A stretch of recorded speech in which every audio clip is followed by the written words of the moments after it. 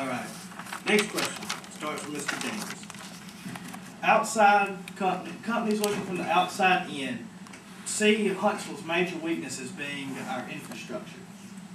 It seems to me, people, as though we are playing a constant game of catch-up with the leading cities in America who planned their infrastructure as it is today well before they were Huntsville's size. If you are elected as the next senator from District 7, will you look to improve the infrastructure of the city of Huntsville, and if so, how?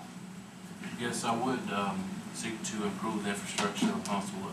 As I mentioned in several other questions, answering to other questions, the light rail system, I believe, in my eyes and in my heart, that is the key to economic boom in the city of Huntsville. What the light rail system will do is, it will, where we're continuing to build roads, and we're building roads, we're building on farmland and reduce the amount of crops that we can produce within the community. A light rail system for like for example, the BRAC realignment, all these families coming in, you see now in the Arsenal that the traffic is backed up, for miles and miles. If we had a light rail system that went from the airport to Bridge Street and to Redstone Arsenal, a light rail system will reduce the amount of vehicles that's on the road, which will also attract, with Redstone Arsenal, it will not only reduce the traffic, it would also be a convenience for a college student, UAH student that want to go downtown to a hockey game. They will be able to ride the light rail system down to a hockey game. In other studies in cities like Salt Lake City, Utah, after implementing a light rail, businesses start to develop and build around the stops of the light rail. And their economy start to boom, and their infrastructure start to expand upward instead of outward like ours. So my proposal would be to seek a light rail system for a city like a Huntsville that's booming. It's best to be proactive in addressing the problem that lies ahead instead of reacting to a problem where you have to spend millions and billions of dollars to correct it. Mr. Wright. Infrastructure includes other things other than just roads, but we do have to fight for the road money in Montgomery. That is always a difficulty, fighting South Alabama to get the road money up here.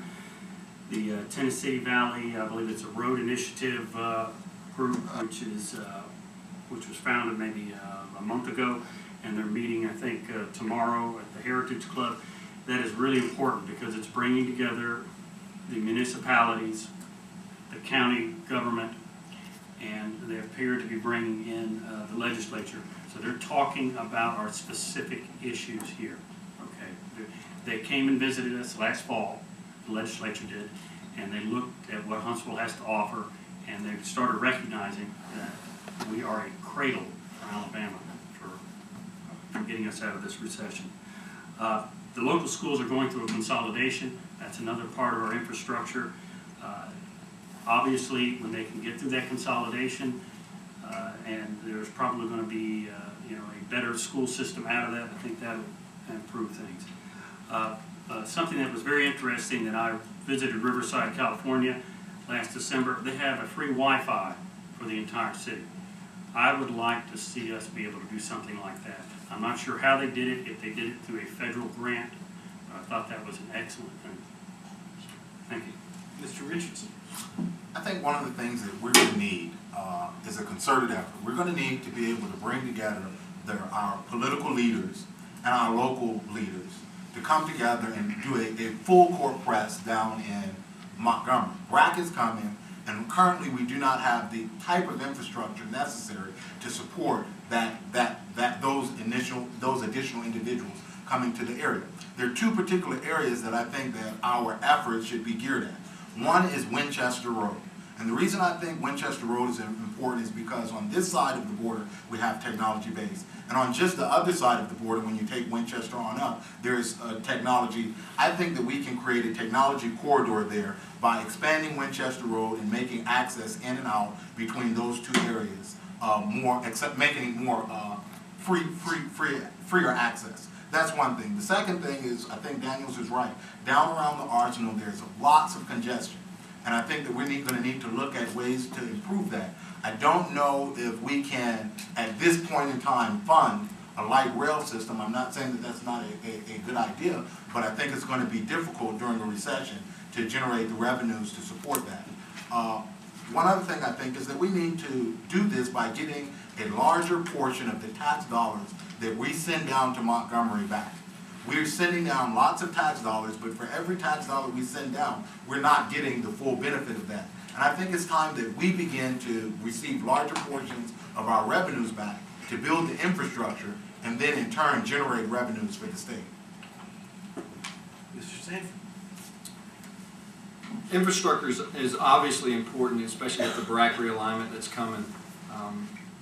First of all, I think as a legislator, we have to build a cohesive voice between all the local legislators here in the area. You know, with 5 senators representing Madison County, 2 of them hardly ever stepped foot in Madison County. They aren't concerned about Madison County. They're not concerned about the businesses in Madison County or the economic development in Madison County. We have to find a way to bring them into the equation, because what you have to realize is that Huntsville and Madison County is the economic engine of North Alabama. We need to make sure we fuel the engine with the appropriate infrastructure that's in place. If the other senators and the representatives in the House do not recognize that we can't come together as one voice and we can have an impact, a much greater impact, versus if one of us is elected today, it's just one voice standing on a mountain. You can scream and holler and lots of people are going to listen, but nobody's going to do anything. If we can get 5 senators to stand in the chamber, united, trying to push for the same deal, then that's going to be effective. At the same time, if we can have members in the House arguing the points that we need roads, we need development, then we're going to get the money. We do not get a dollar-for-dollar return on the gasoline tax for the road system here in North Alabama. But we also have to be responsible citizens and realize that there are other less fortunate economic areas in Alabama that need our help because we are such an economic engine. We need to try to convince the legislators to give us more of that pie, not all of it, but more of it, so we can do better things here in North Alabama, because as we grow, the areas around us will be affected and they will prosper also. Mrs. Hunter? Look, there's 2 ways that we can fall flat on our face in front of the Base Realignment and Closure Commission, the BRAC. One of those is not delivering up the infrastructure that we promised and not delivering up the trained up workforce. Okay, so with infrastructure, we do have a message issue. We've got to carry down a concerted message, and Mayor Finley and Mayor Battle are attempting to do this through an initiative called Help Us Help You Alabama, where they are trying to unite our delegation down there, our North Alabama delegation to Montgomery, to deliver what they call a negation of the cacophony of voices. Right now we have a cacophony of voices down there trying to deliver our message and not doing it very well. And frankly, Montgomery typically looks south to where I grew up, Baldwin County. Am I wrong? Montgomery always has their attention facing south. Well, we need to definitely turn that attention north, make sure that they understand what we bring, how we bring it, and I'll tell you what will get their attention is our tax revenue. We bring a lot of taxes. Last time I looked, we sent down $1 and we get 71 cents back, and that was the highest way to calculate it. There were other calculations that had us bringing it back less. One way to specifically get rid of some of the congestion problems is to extend the to complete the Martin Luther King extension over to the east. That will provide a way for our Hazel Green folks and our Meridianville folks, where Allen Rhodes is from, to get down here easier and not clog up Huntsville. They can kind of scooch over to the west and get down to the Arsenal a heck of a lot easier. So that would be one specific way to do that. But we've got to deliver a concerted message, and we've got to do it in a way that Montgomery will understand.